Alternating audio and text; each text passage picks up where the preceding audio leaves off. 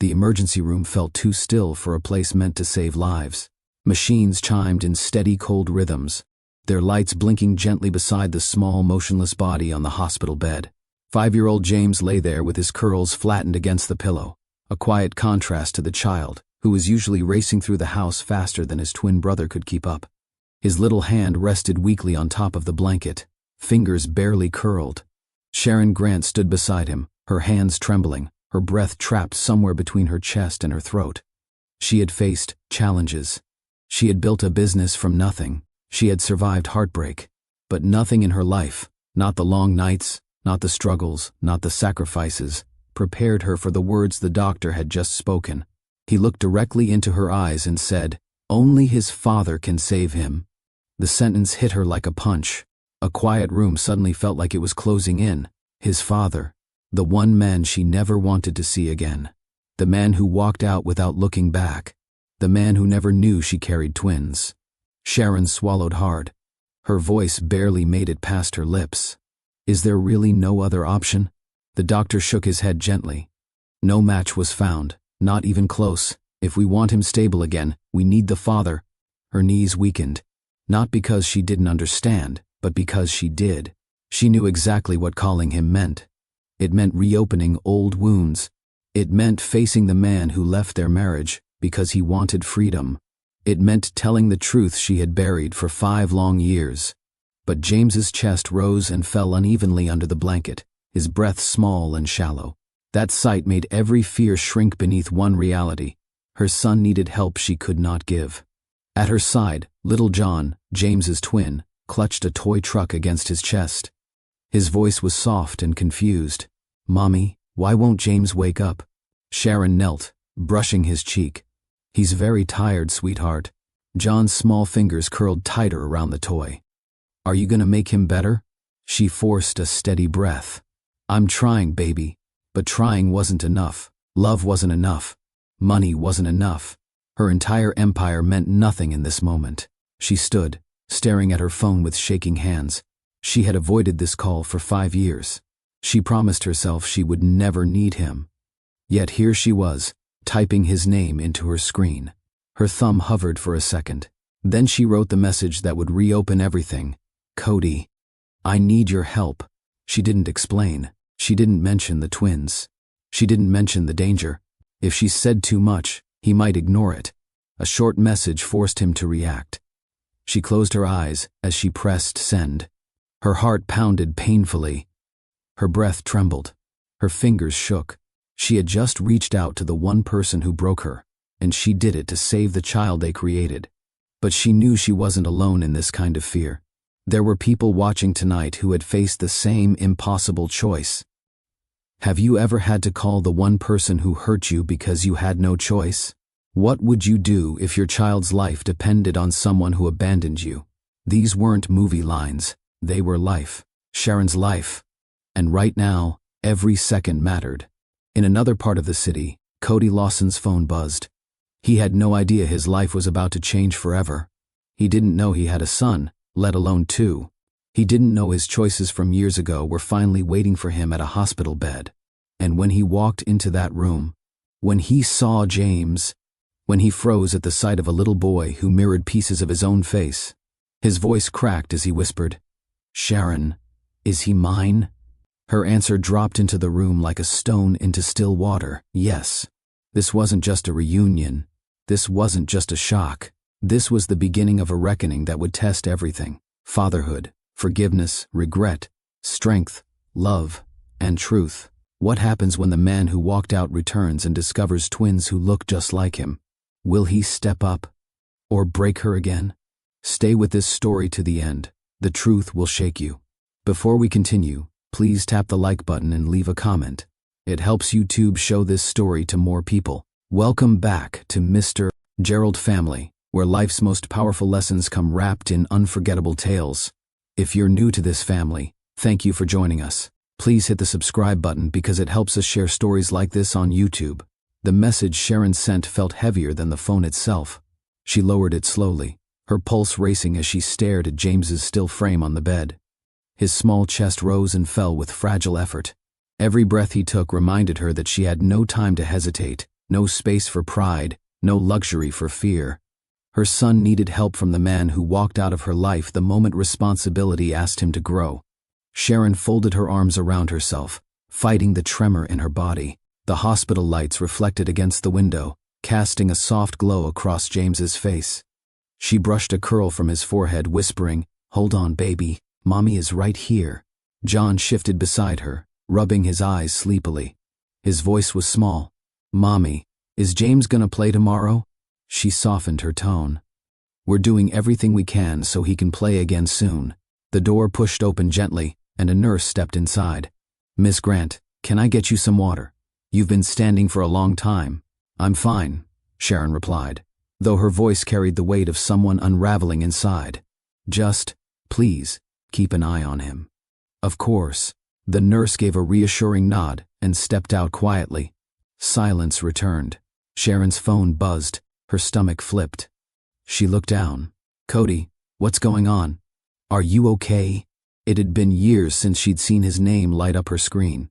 Years since she'd heard his voice. Years since she had removed him from every part of her life. Yet here she was, answering him because her child's lifeline depended on a man she didn't trust. She typed slowly, choosing each word with shaking fingers. "It's about a child who needs you." Her thumb hesitated for a moment before pressing send. She didn't reveal everything. Not yet. The truth was too heavy to throw into a text message. She needed him to show up first. The typing bubbles appeared almost instantly. "Cody, what child?" "Sharon, what is going on?" The panic in his words didn't comfort her. It didn't erase the hurt. It didn't change what he did. It only confirmed one thing. This situation was bigger than both of them. Sharon set her phone aside, unable to reply. Her throat tightened as she looked at James again. She placed her hand near his and closed her eyes, grounding herself in the moment. She whispered a short prayer under her breath, one she had whispered many nights when fear pressed too close. Her phone buzzed again. "Cody, Sharon, answer me. Please." She took a deep breath and typed, "Come to the hospital. I can't explain everything here." Seconds later, "Cody, which hospital?" She told him the name. This time, he didn't reply. He didn't need to. Sharon knew what silence meant. He was coming, but she also knew this truth. Not every arrival brings comfort. Some arrivals bring closure.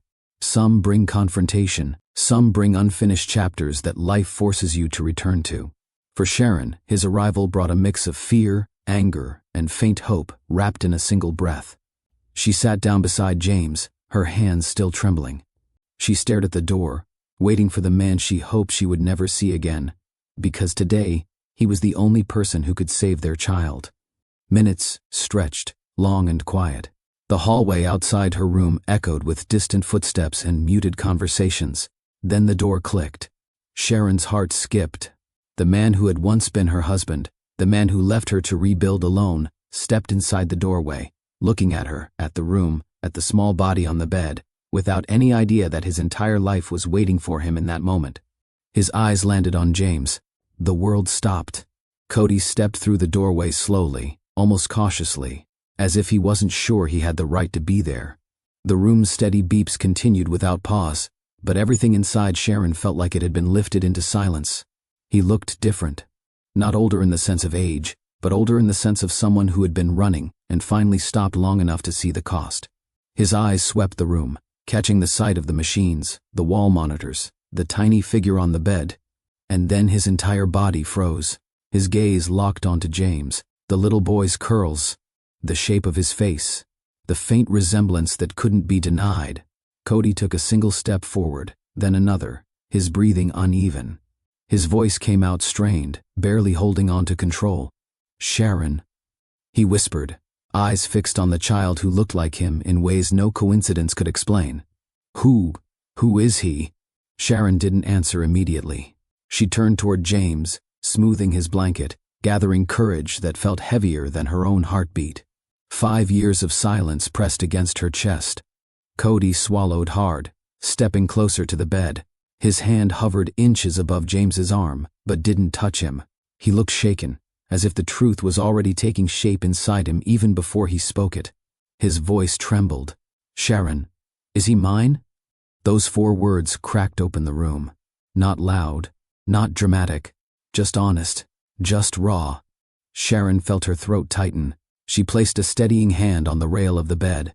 When she finally lifted her eyes to meet his, her voice carried 5 years of strength, hurt, survival, and truth. Yes. Cody staggered back a step, the air leaving his lungs. He reached for the chair behind him, as if he needed something solid to hold on to. He sank into it slowly, both hands covering his mouth as the weight of the revelation crashed down. He blinked rapidly, struggling to breathe through the shock. I have a son. Sharon's gaze flicked briefly to John, who sat curled in the corner chair holding his toy truck, watching everything with cautious curiosity. You have too, she said softly. Cody's head shot up. His eyes widened, racing between the boys. James unconscious, John awake and silent. His expression didn't carry anger or confusion. It carried remorse. Deep, bone-level remorse that had nowhere to hide. I missed everything, he whispered. Their first steps, their first words, everything. Sharon's jaw tightened, not in hostility, but in truth. You left before I knew I was pregnant. By the time I could reach you, you were gone. He closed his eyes, pressing a hand to his forehead, as if the realization pierced straight through him. I didn't know, Sharon, I swear, I didn't know. This isn't about the past, she said softly, but firmly. It's about saving him. Cody looked at James again, and something shifted in his face. Fear, responsibility, awakening. A father's instinct he never knew he had. What do I need to do? He asked urgently. Tell me what he needs. Before Sharon could answer, the doctor re-entered with a chart in hand. Mr. Lawson, he said, your test results came in. You're the only compatible match. We need to prepare you as soon as possible. Cody nodded quickly. Do whatever you need. I'll do it. The doctor left to alert the surgical team. Cody remained by the bed, eyes fixed on James, voice breaking in a way Sharon had never heard from him. I'm here now, he whispered. I won't run. Not from him, not from this. Sharon watched quietly, her emotions pulled in directions she wasn't ready to name. This moment wasn't about forgiveness or second chances. It wasn't about the past they lost or the pain they carried. It was about a father stepping into a responsibility he never knew existed, because the child who needed him had no time left to wait. The hook closes on one truth. Sometimes life brings back the person who broke you. Not to reopen old wounds, but to heal the one wound that matters most. Before we continue, please hit the like button and leave a comment. It helps YouTube push this story out to more people who need it. The monitors continued their steady rhythm, echoing through the room like a reminder that time wasn't waiting for anyone, not even a mother fighting to hold herself together.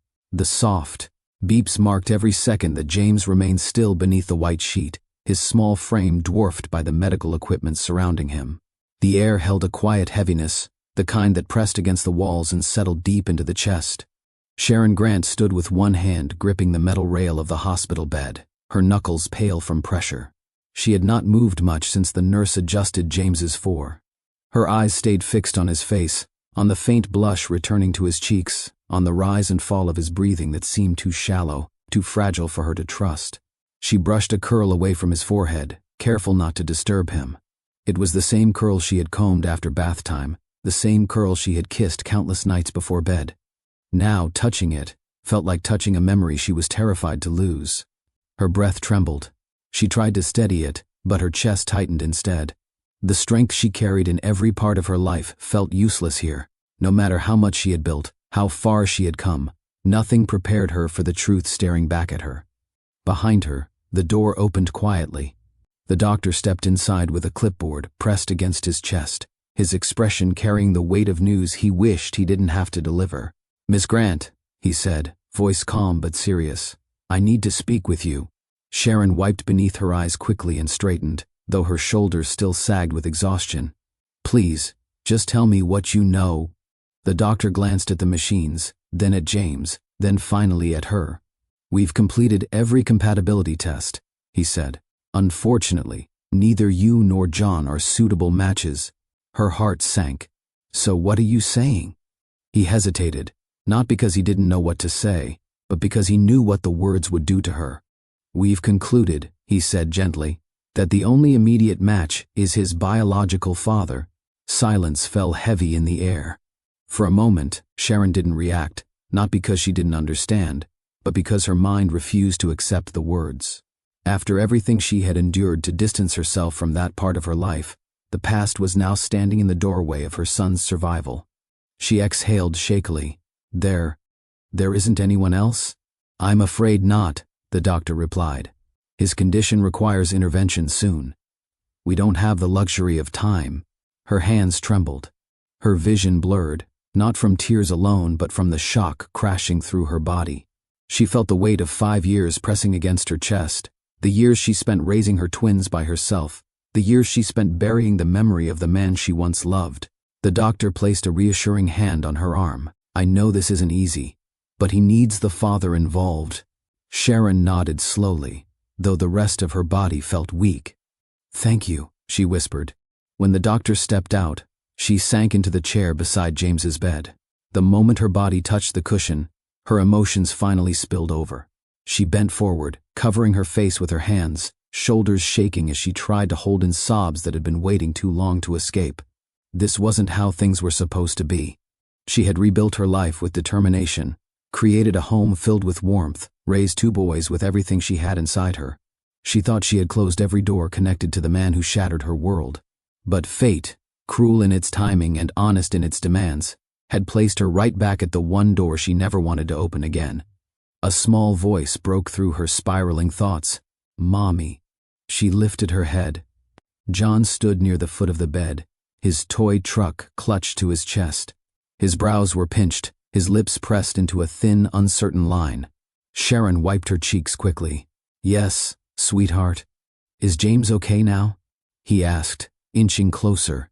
"He's been sleeping too long." Sharon reached for him, pulling him gently into her lap.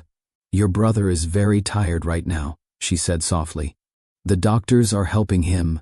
John rested his head against her shoulder. "Can you make him better?" The question pierced her, because she had always been the one who fixed things. She patched scraped knees, soothed bad dreams, and held her boys together through every storm. This was the first time she didn't have the power to fix anything. "Yes," she whispered, pressing a kiss to his temple. "I'm doing everything I can." She held him close until his breathing softened, then gently set him back into the chair with his truck. She stood again, staring at the small phone in her hand. The doctor's words returned louder this time, echoing inside her. "Only his father can save him." Her fingers hovered over the screen. She didn't want to do this, but she had to.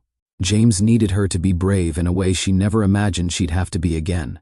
She pulled up the number she had avoided for years, the name she deleted from her life, but never from her memory.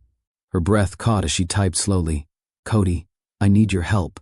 She reread the message once, twice, then hit send. A trembling exhale left her lips. It was done. The silence between them, the distance she worked so hard to protect, had been broken. Not for closure, not for reconciliation, but for the one reason she couldn't ignore: her child. She placed the phone beside her and sank back down into the chair, gripping James's hand gently. She whispered, steadying her voice for him, "Hold on for me, baby. Help is coming." Yet deep inside, she didn't know if she meant those words for him, or for herself. Across town, in a penthouse that once symbolized the freedom he chased, Cody Lawson stood by the floor-to-ceiling window, staring out at the city with a drink untouched beside him. His evenings had settled into a routine he never admitted was empty. Quiet music, quiet rooms, quiet moments that never brought him peace. He didn't feel lonely enough to break down, but he also didn't feel fulfilled enough to celebrate anything. His phone buzzed on the coffee table. He glanced at it without urgency until he saw the name. Sharon. The glass slipped from his hand, landing on the rug with a soft thud. He grabbed the phone quickly, blinking as though his eyes were tricking him. Her message was short. "Cody, I need your help." His pulse jumped. A rush of confusion hit him first, then concern, then something deeper, an old feeling he had buried under years of running. He paced the room without reading it again, the words already burning into his mind. Help? Why now? After everything? After 5 years of silence? He typed quickly. "What's going on? Are you okay?" The reply came minutes later, minutes that stretched like hours. It's about a child who needs you. Cody stopped walking. His chest tightened. A child? He stared at the message, frowning, heart racing with a panic he didn't know how to control. Nothing in his life prepared him for those words, especially from her. His fingers shook as he typed again. What child? Sharon, what is going on? No response. He called her. She didn't pick up. He called again. Voicemail. He tried texting. Nothing. Something was wrong, terribly wrong. He grabbed his coat, snatched his keys, and locked the door behind him. As he rushed to the elevator, flashes of the past stormed through his mind without permission. Sharon smiling at him from behind a food stand the day they met. Sharon laughing while stirring a pot on the stove. Sharon lying beside him on nights when peace was easy and love felt simple. Sharon crying the night he told her he wanted out. Sharon walking away during the divorce hearing, shoulders straight, eyes hard. He shook his head as if he could force the memories back into the shadows. But they kept coming, each one sharper than the last. He reached the garage, climbed into his car, and drove faster than he should have. The city lights blurred past his windows. His breath was unsteady. His fingers tapped the steering wheel anxiously. A child who needs you. The sentence repeated in his mind, refusing to let go. When he finally arrived at the hospital, he walked through the glass doors with urgency he couldn't hide. The smell of antiseptic hit him instantly. A nurse at the desk looked up. Can I help you? I'm looking for Sharon Grant, he said quickly.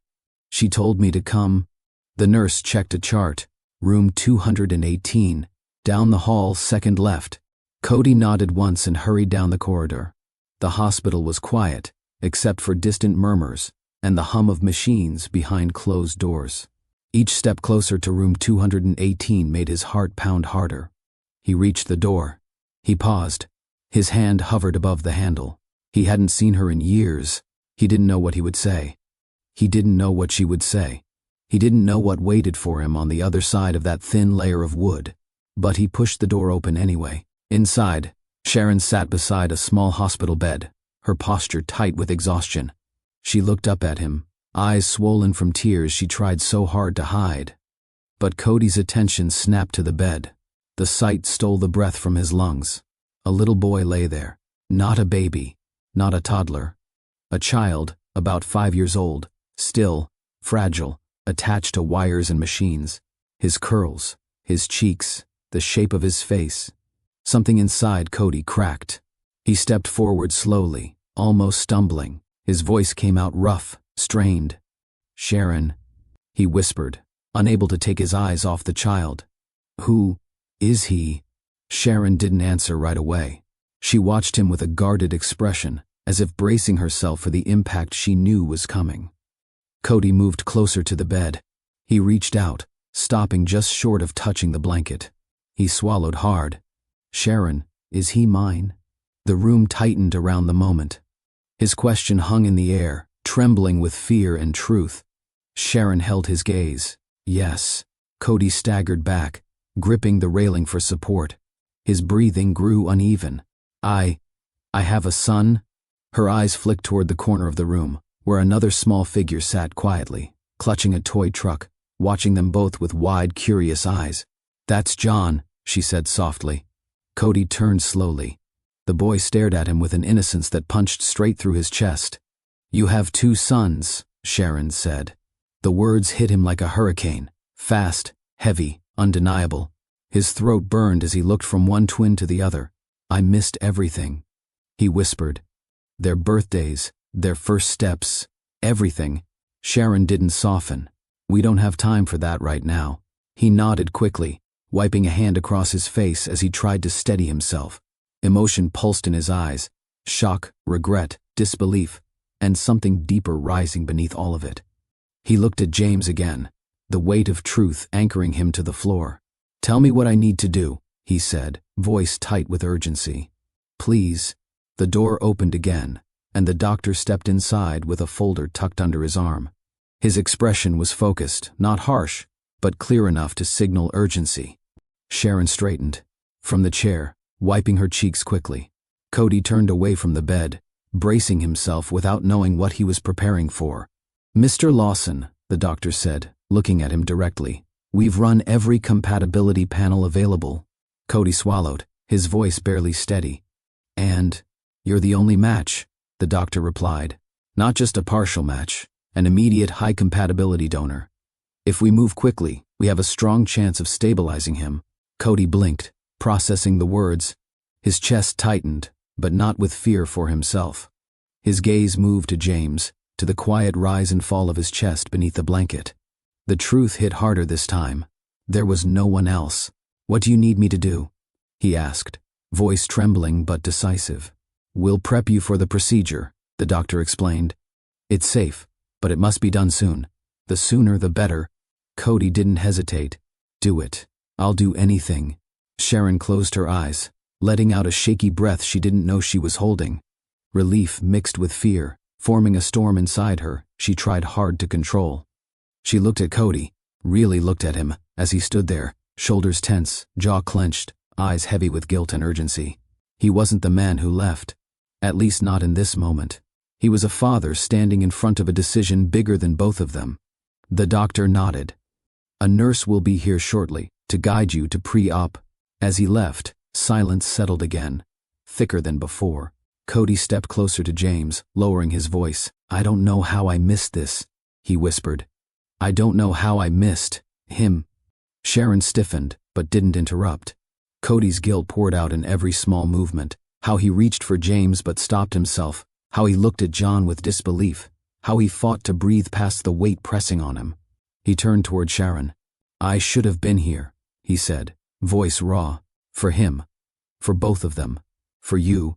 Sharon didn't step back, but she didn't step closer either. Her eyes reflected something deeper than anger, fear, exhaustion, and a strength built from years of standing alone. "This isn't about what you should have been," she said quietly. "It's about what he needs right now." Cody nodded slowly, accepting the truth in her words. "I know, and I won't fail him again." Sharon's gaze softened just a fraction, not enough to be forgiving, but enough to show she believed he meant it. John shifted in his chair and looked up, his small voice breaking the tension. "Mommy, is he gonna help James?" Sharon knelt beside him. "Yes, sweetheart, he's going to help your brother." Cody crouched a few steps away, careful not to overwhelm the boy. "I'm going to do everything I can," he added gently. John studied him for a moment, then gave a small nod before hugging his toy truck again. A nurse knocked softly and stepped inside. "Mr. Lawson, we're ready for you." Cody straightened, but hesitated. His eyes met Sharon's once more, this time filled with determination. "Tell him I'll be back soon," he said, glancing toward James. Sharon nodded. "I will." He followed the nurse, glancing back at the room only once before disappearing down the hallway. As the door closed, Sharon sank back into her chair. Her fingers laced together tightly as her heart raced with a blend of hope and fear. She breathed out slowly, whispering to herself, "Please, let this work." She leaned forward, resting her forehead against James's arm, letting her tears fall freely now that Cody was gone from the room. She had spent years carrying this weight alone. Tonight, for the first time in a long time, she wasn't alone, but it didn't make the fear any lighter. She kissed James's hand gently. "Fight for me, baby. Daddy's helping." Her voice cracked on the last word. She hadn't said it aloud in years, but tonight, it mattered. And in that room, with machines humming softly and her child sleeping beneath crisp sheets, Sharon allowed herself one quiet hope. Maybe this was the moment everything began to change. The hallway outside the surgical unit felt colder than the rest of the hospital, as if the air itself understood the gravity of what was about to happen. A nurse led Cody toward the preparation room, his steps quick but unsteady. His face was pale, not from fear for himself, but from the heavy truth that settled deeper into him with every passing moment. Sharon watched him through the small window in the door as he removed his jacket and rolled up his sleeves. A nurse guided him through the procedure details, attaching monitors and preparing materials. Cody nodded through each instruction, jaw tight, eyes unfocused. He hardly heard anything except one thought echoing in his mind. "My son needs me." A doctor approached him with final paperwork. "Mr. Lawson, we'll begin shortly. It's a straightforward collection process. You'll be awake, but you may feel discomfort." "I'm fine," Cody answered, voice strained but determined. "Do whatever you need." Sharon stayed outside, gripping her own arms, unable to bring herself to enter the room. She didn't trust her voice. She didn't trust her emotions. She didn't trust the fragile balance she was holding onto with both hands. When the nurse stepped aside and the door shifted, Sharon caught a glimpse of Cody lying back as the medical team positioned around him. His chest rose and fell with deliberate breaths. His fingers flexed once, then steadied. This was happening. He was doing it. For James. A nurse approached Sharon quietly. "We'll come get you when he's done." Sharon nodded, but her throat tightened before she could speak. She whispered, "Thank you," and stepped back as the door closed gently. The moment it clicked shut, the strength she'd been forcing into her body finally gave way. Her back hit the wall behind her, hands covering her mouth as a rush of emotion crashed through her chest. Fear, relief, guilt, gratitude, memories, all tangled together in a wave she couldn't contain. She slid down the wall slowly until she sat on the cold floor, her face buried in her hands. Tears slipped through her fingers silently. She didn't sob loudly. Her grief didn't need sound to be overwhelming. Her shoulders shook with the force of everything she'd been holding back since the moment she stepped into the ER. She whispered into her palms, "Please, God, let him be okay." She didn't clarify which him she meant. Both carried pieces of her heart. She tried to steady her breathing, but the memories crept in, memories she had buried in order to move forward. The small apartment she moved into alone. The night she discovered she was pregnant. The fear of raising children with no support. The loneliness of hospital appointments with no partner's hand to hold. The early contractions that sent her spiraling into labor too soon. She remembered holding 2 newborns, one in each arm, realizing her life had changed forever. She remembered promising them she would never let them feel the absence she carried inside herself. She remembered nights when both boys cried at once, leaving her too exhausted to stand but too determined to surrender. She remembered days she worked jobs that barely covered diapers, memories of running between bottle feedings and kitchen counters, memories of learning to stretch $20 farther than anyone believed possible. But she also remembered something brighter. She remembered the day she cooked for her neighbor's gathering. She remembered the compliments, the questions, the encouragement, the feeling she hadn't felt in months, hope. She remembered Miss Rowland watching her with a knowing smile. "You have talent, child. Don't you ever doubt that." Ms. Rowland's kitchen had been the first real support Sharon received after the divorce. It was there that she learned how to cook in large batches, how to time dishes, how to adjust flavors for crowds. It was there she rediscovered her love for food, not just cooking, but creating comfort with her hands. She remembered the block party, people lining up, asking for more plates, asking for her number. She remembered how that single afternoon lit a spark inside her. She remembered telling herself, "Maybe this is my way forward." And then Marianne appeared. Confident, sharp-eyed, impressed, a woman who recognized potential immediately. "You should scale this," Marianne had told her. And when Sharon laughed in disbelief, Marianne placed a card in her palm. "Call me. I invest in women who don't quit." Sharon wiped her face and exhaled shakily at the memory. Those days were hard, but they built her. Every order she delivered, every tray she carried, every kitchen she worked in was a step toward building Grant's Kitchen, the business that carried her through the toughest years of her life. She had built everything from the ground up. She learned to budget every penny. She learned to cook efficiently while soothing crying babies. She learned to market herself without shame.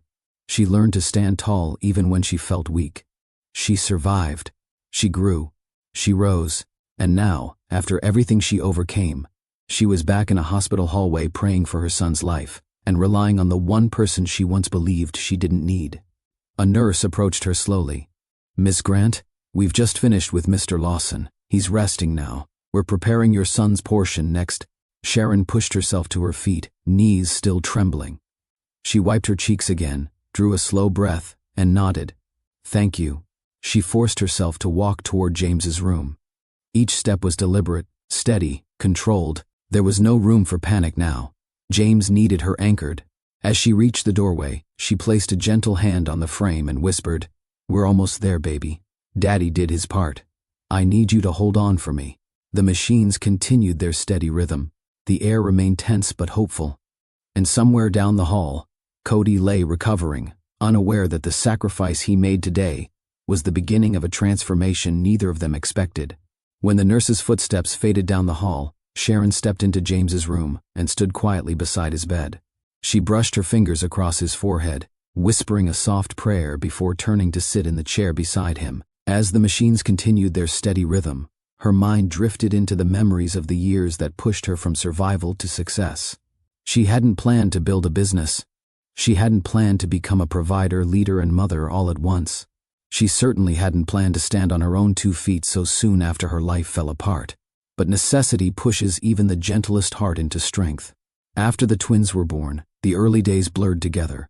Bottles, diapers, sleepless nights, moments of relief mixed with fear that she wouldn't make it to the next morning with enough energy to do it all again. Money stretched thin.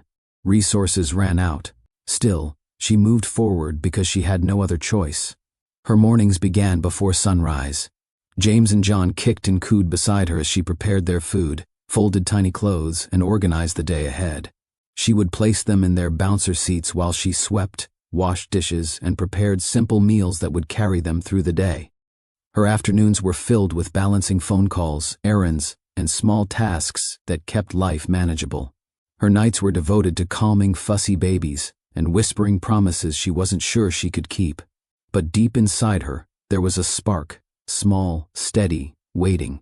It grew the moment she stepped into Miss Rowland's community center kitchen. The older woman had taken one look at Sharon, tired eyes, messy bun, babies strapped to her chest, and understood more than Sharon ever said aloud. She introduced her to the kitchen the way a teacher introduces a student to a powerful tool. "This place has fed a lot of people," Miss Rowland said one afternoon while stirring a pot of greens. "But it also builds people. You keep showing up, and you'll see what you're made of." Sharon hadn't realized how much she needed that encouragement until tears stung her eyes. For months, she volunteered whenever she could. She prepped vegetables, seasoned trays of chicken, learned how to organize storage, and cleaned until the counters shined. She didn't mind the work. It gave her a sense of rhythm she hadn't felt since her marriage. During slow afternoons, Ms. Rowland would pull her aside with quiet wisdom that seeped into Sharon's bones. "You got hands that know how to cook," she'd say. "But more than that, you got a heart that knows how to love through food. Don't ever waste that." Sharon absorbed every word.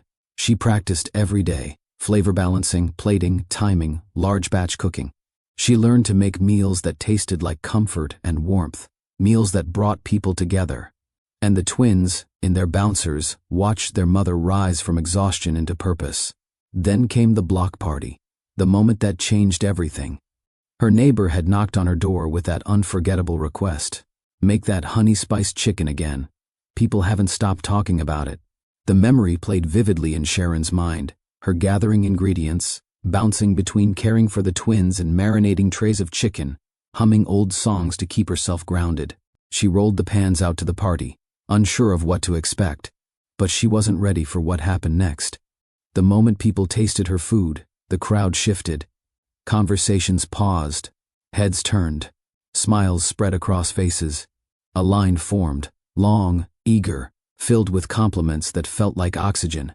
"You made this? Where did you learn to cook like this? Do you cater? What's your price?" Sharon had blinked through shock, offering polite answers, barely able to keep up with the plates being handed out. When evening fell, she pulled her empty trays back home and sat on the floor with the twins, feeling something she hadn't felt since the day before her world broke apart. Possibility. That night, as she placed the boys in their crib, she whispered, "Maybe this is our way forward." And she was right. Within weeks, small orders came in.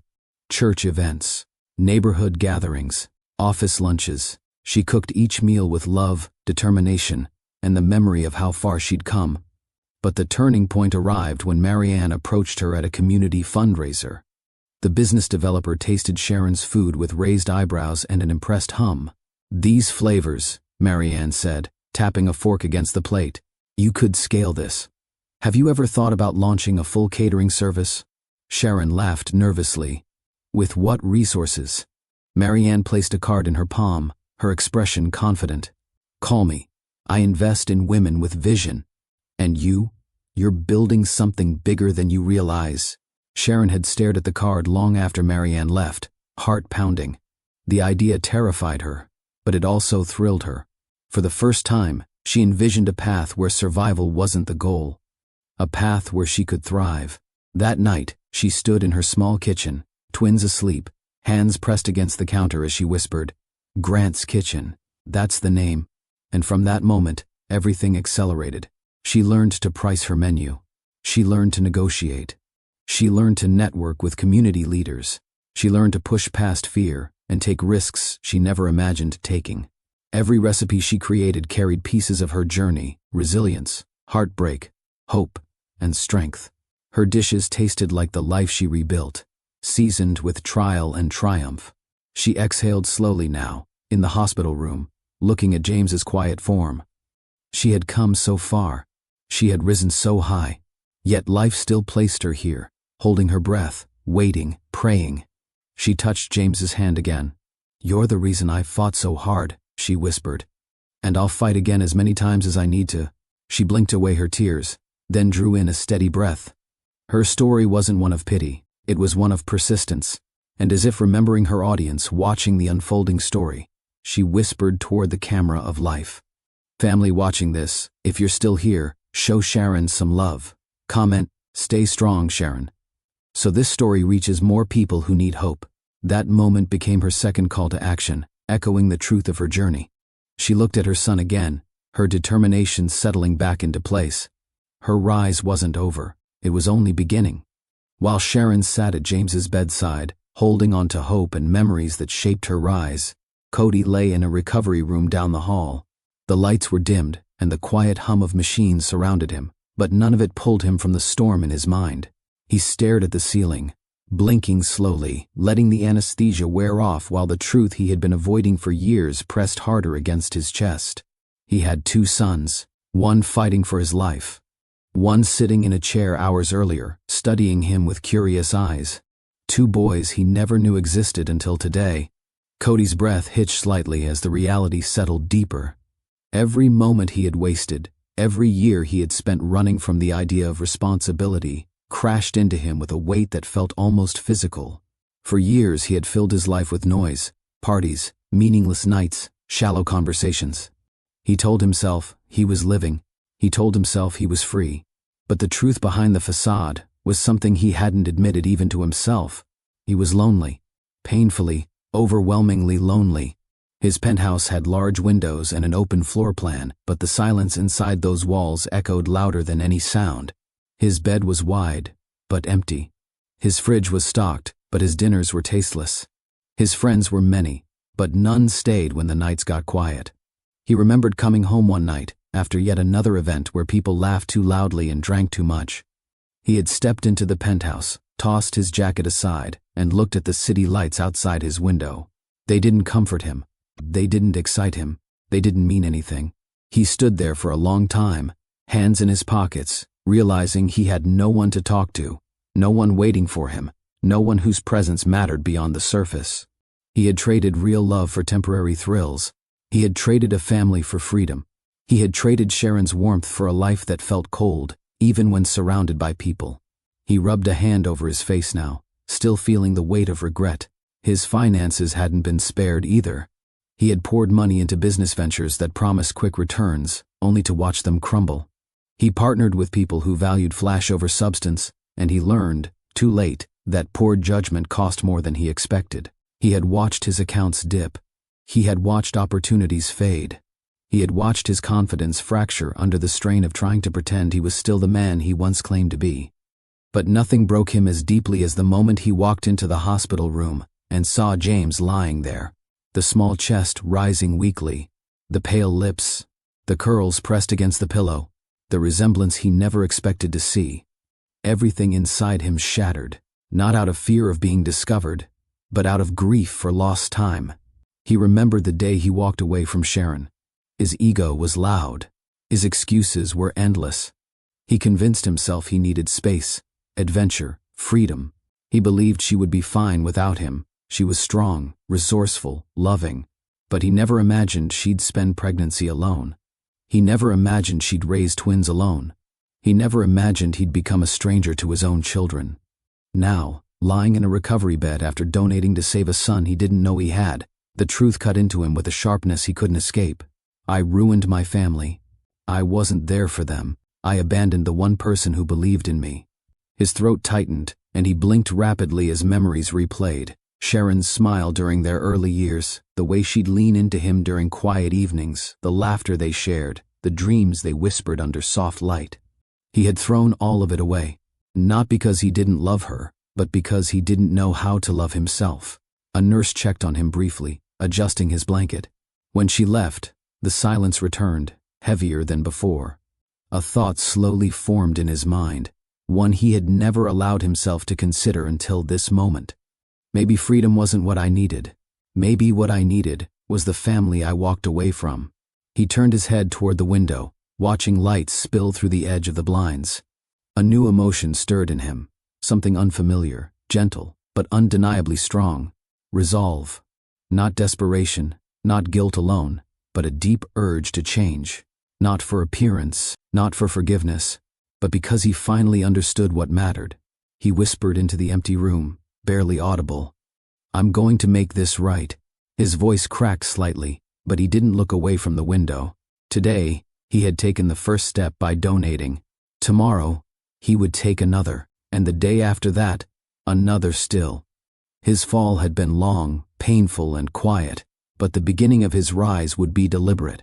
Not rushed, not forced, not perfect, but real.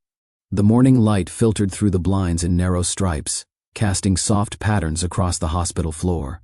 The air in the room was quiet, calmer than it had been in days.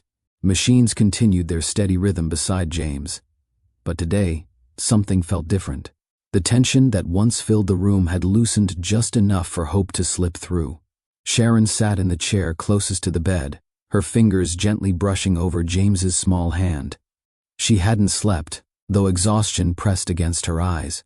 She refused to look away, not even for a moment. Too much had happened. Too much had been risked. Too much depended on this child waking up. Her breathing slowed when she felt a slight movement beneath her fingertips. She froze. James's fingers twitched again, small but unmistakable. "Baby?" she whispered, leaning forward, her heart thudding hard enough to echo in her ears. His eyelids fluttered once, then again, and then slowly began to lift. His gaze wavered, unfocused at first, like he was fighting his way back from somewhere far away. Sharon covered her mouth, tears rising instantly. "James, sweetheart, Mommy's here." His eyes blinked more deliberately now, searching through the blur until they found her face. His lips parted slightly, and the faintest whisper escaped him. "Mommy." The sound broke her. A soft sob slipped from her chest as she cupped his cheek. "I'm here, baby. I'm right here." His eyes shifted weakly, trying to take in more of the room. His breathing steadied, shallow but stronger than before. Sharon smoothed the curls on his forehead as he blinked slowly, trying to piece together the world around him. She felt a presence at the doorway before she heard anything. A shift in the air. A quiet inhale. She looked up. It was Cody. Still wearing recovery clothes, moving gingerly, his steps slow but determined. His face carried exhaustion from the procedure, but his eyes were wide, searching, terrified, hopeful. He stopped just inside the room, gripping the doorframe for balance as he tried to steady the emotion tearing through him. James turned slightly at the sound of his voice catching in his throat. The boy's gaze drifted carefully toward the figure standing near the doorway. Cody swallowed, stepping closer with a caution that spoke more of reverence than fear. He stood beside the bed for a moment, as if gathering courage just to speak. "Hey, buddy," he whispered, voice strained and full. James blinked, studying him with a tired curiosity. Sharon saw something shift in Cody's expression, something raw, something unfiltered. He'd seen James before the procedure, but seeing him now, awake, breathing, whispering, it hit him differently. This wasn't just a child he donated for. This was his son. Cody's voice cracked as he tried again. "You scared us, but you're doing so good." James stared for a moment, weak but aware, then turned slightly toward his mother. Sharon touched her son's arm softly. "It's okay, sweetheart. He's here for you." The boy's gaze drifted back toward Cody. Still unsure, still processing. Cody's hand trembled as he gently reached out, not touching James yet, waiting for permission even if the child didn't understand the gesture. "Can I?" he asked Sharon quietly, his voice almost breaking. She nodded, though her chest tightened at the sight. Cody slowly placed a hand near James's, palm facing upward. His finger barely grazed the child's small knuckles. James didn't pull away, just blinked slowly, the smallest acceptance visible in the softness of his expression. Emotion slammed into Cody with the force of 5 lost years. A tear slipped down his cheek before he could stop it. He looked away quickly, wiping it with the back of his hand, but Sharon saw everything. She wasn't ready to forgive him. She wasn't ready to trust him fully. But watching him now, vulnerable, trembling, overwhelmed, something in her heart shifted just slightly. She watched him gently stroke James's hand with a tenderness she once knew well. The same tenderness he'd shown years ago, long before the mistakes, the heartbreak, and the abandonment. Her own emotions tangled inside her, relief, gratitude, sorrow, and something deeper she wasn't ready to name. Cody continued speaking softly, as if afraid his voice might disrupt the fragile progress in the room. "You're strong," he whispered to James. "Braver than I ever was. I'm so glad you're okay." Sharon looked at him sharply, realizing he wasn't just talking to the boy. He was admitting something about himself too. A nurse entered quietly to check James's vitals, pausing briefly when she noticed the boy awake. She smiled softly, then recorded numbers, and nodded reassuringly. "He's progressing beautifully," she said. "Keep talking to him. It helps." When she left, silence settled again, but it wasn't heavy. It was warm, new, filled with possibility. Sharon sank back into her chair, one hand still holding James's. Cody moved to the opposite side of the bed, never breaking his gaze from the little boy who had unknowingly changed his life. The three of them existed in a rare, fragile moment, painful yet beautiful, broken yet whole. Cody exhaled, barely above a whisper. "I never thought I'd see this." Sharon's eyes softened, though her voice remained steady. "He's a fighter." Cody looked at her then, really looked, and for the first time since he walked out of their marriage, she saw a man stripped of excuses, stripped of ego, stripped of everything except truth. "I'm thankful," he said quietly. "More than you know." Sharon didn't reply. She didn't need to. The room answered for her. Because James was awake, alive, healing, and for the first time, they were all seeing each other with new eyes. The soft morning glow shifted as time passed, filling the healing room with a warmth that hadn't touched this space in days. James rested again, his eyes open just enough to show he was aware, though still tired from the ordeal. Sharon remained beside him, smoothing his curls as she hummed quietly. A small set of footsteps echoed in the hallway, followed by the faint squeak of a toy truck. John peeked around the doorway, clutching the truck in both hands, his wide eyes searching the room. He spotted his mother first, then his brother, and then, after a hesitant pause, his gaze landed on Cody. John walked slowly inside, as if approaching unfamiliar territory. Sharon smiled and extended an arm, pulling him close for a quick hug. "Mommy," he whispered, pointing toward the bed. "Is James okay?" "He's getting better," Sharon assured him softly. "He's awake now." John shifted toward the bed, climbing halfway onto Sharon's lap to see his twin more clearly. "Hey, James," he said shyly. "You missed cartoons." James blinked tiredly, then managed the smallest smile. "You watched them for me?" John nodded proudly. "I saved the best part." Cody watched the exchange quietly, his chest tightening at how natural the boys were with each other, how close, how connected, how loving. Then John finally turned toward him, his head tilted in that innocent, curious way children do when they try to make sense of something unfamiliar. He studied Cody for a few seconds, eyes flicking from his face to his hands, and then back again. "Are you here for us?" John asked softly. The question struck Cody so hard his breath caught. He dropped down into a crouch so he could meet the boy at eye level. His voice came out low, careful, reverent. "Yeah, buddy, I'm here for you." John didn't look away. He seemed to be thinking through something, piecing clues together the way only a child could. "So," John whispered, inching closer, "are you family?" The room fell still. Sharon's heart stumbled. Cody froze completely. Even the air felt like it paused. James blinked from the bed, watching both of them with wide, weak eyes. Cody swallowed hard. The question carried more weight than the boy understood, but exactly the meaning Cody had been terrified and hopeful to face.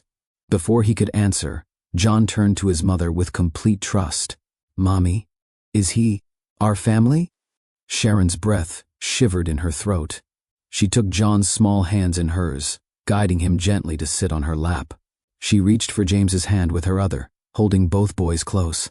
She looked at Cody, who stood frozen, unsure if he deserved to witness this moment, then back at her sons. Her voice was soft, steady, but filled with an emotion that made the words feel heavier than anything she had said in years. "Yes," she said quietly. "He is." John leaned forward slightly.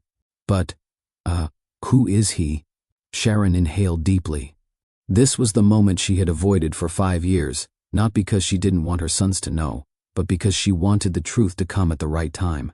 A moment when they were safe, supported, and ready. She glanced at Cody again. He looked shattered, humbled, hopeful, afraid, grateful. She turned back to the twins and spoke with gentle clarity. "He's your dad."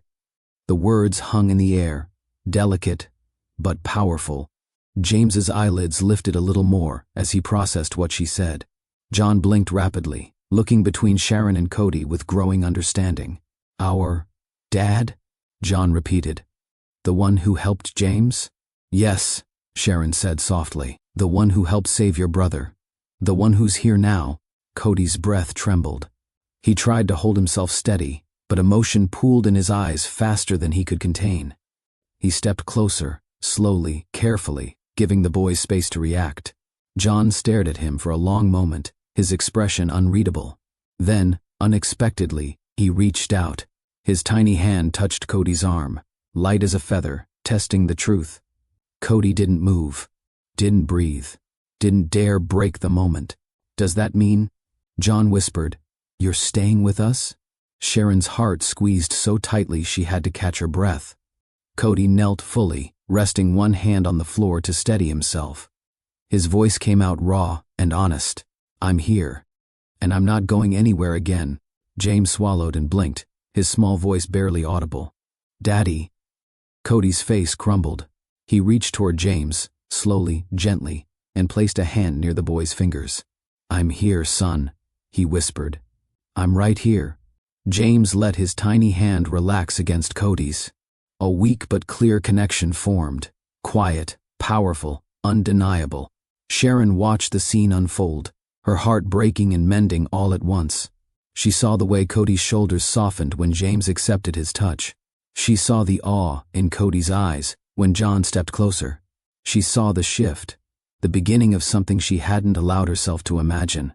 But beneath the warmth was fear. Fear of repeating the past. Fear of trusting too fast. Fear of exposing her heart again. Yet watching her sons reach for Cody stirred something deeper. For the first time, the boys weren't just two halves of her world. They were part of something larger. Something complete. Something they hadn't had before today. A family moment. Fragile. New. Real. Cody lifted his gaze and met Sharon's eyes over the bed. She didn't smile. She didn't cry. She simply nodded once. A silent acknowledgement of the step they were taking today. The beginning of truth. The beginning of healing. The beginning of something neither of them fully understood yet. But they were stepping into it together. The healing room had grown quiet again after the boys settled. James drifting back into much-needed rest. John curling into the chair with his toy truck, still watching his twin with protective eyes.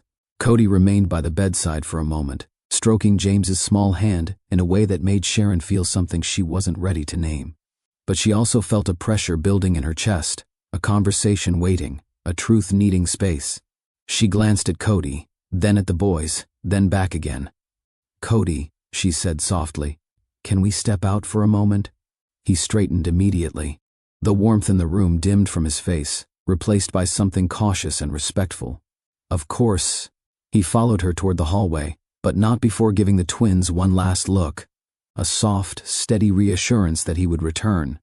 The door clicked gently behind them, muting the steady rhythm of the machines inside.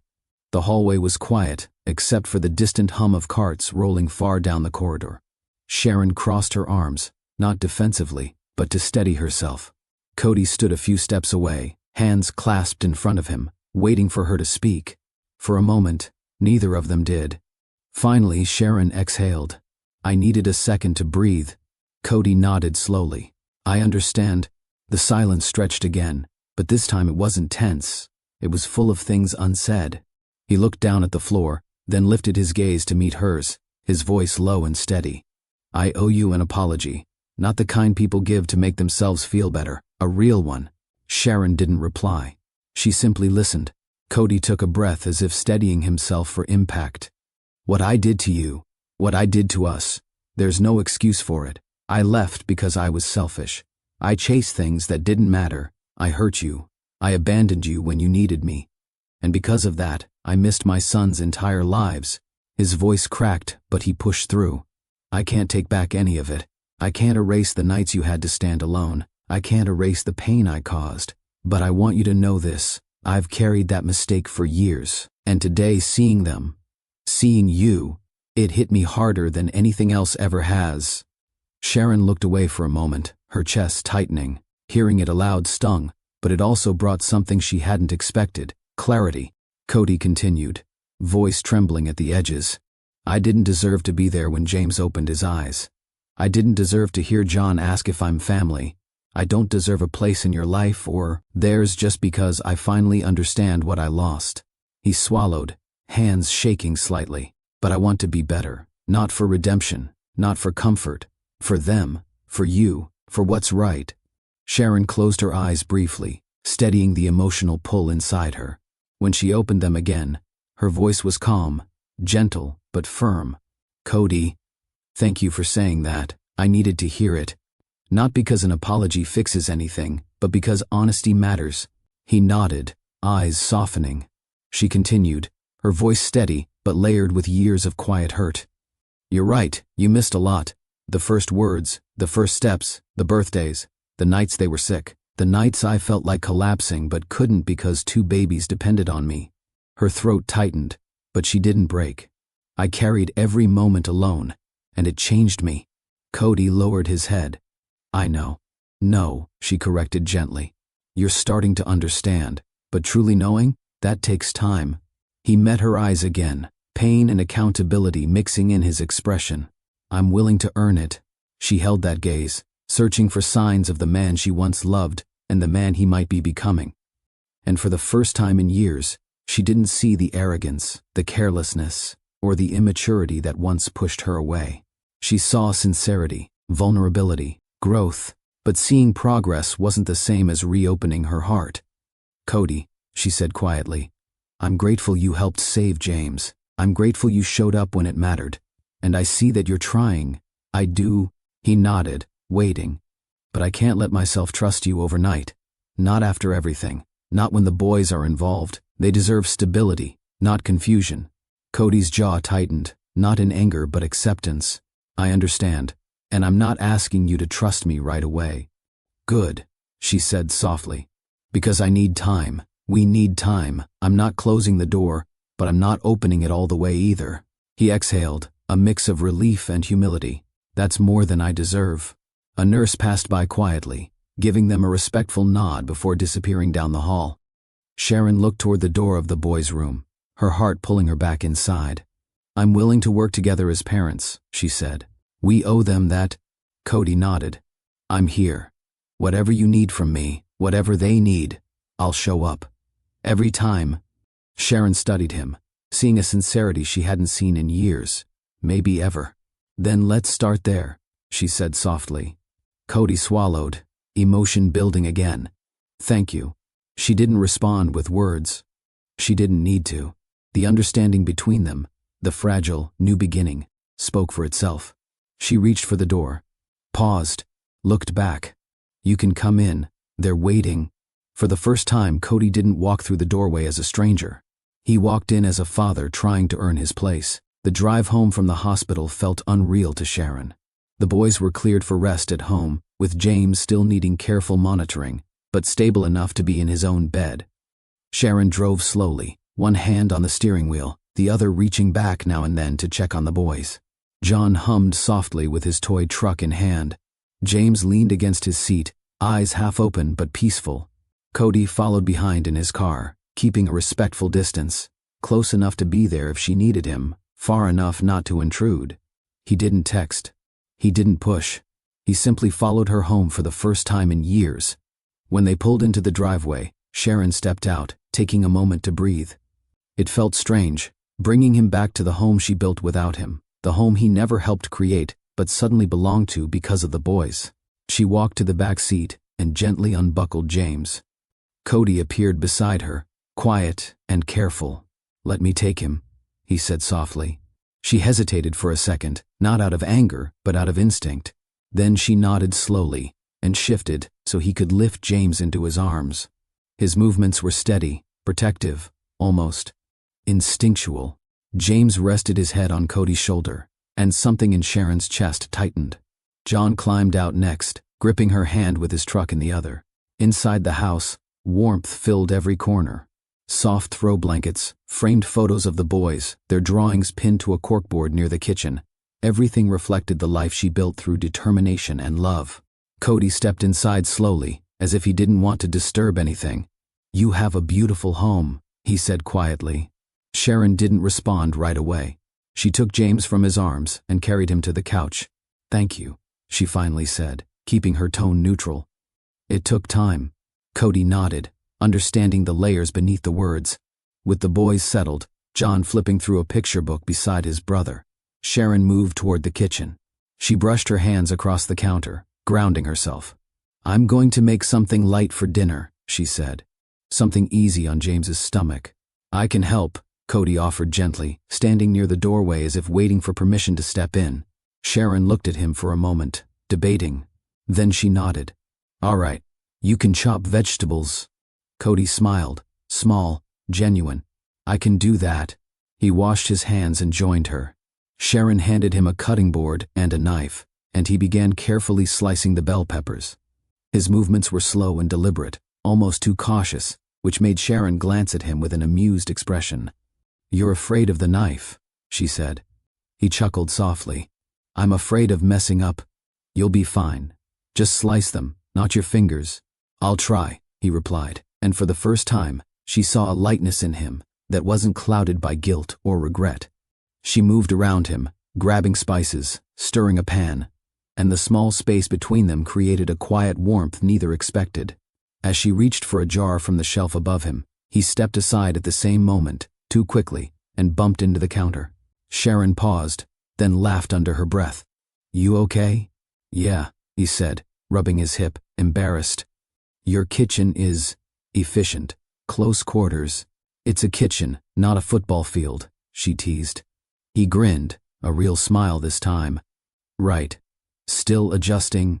The pan sizzled softly as she added garlic. Cody inhaled. "That smells unbelievable." "It's simple," she replied, lowering the heat.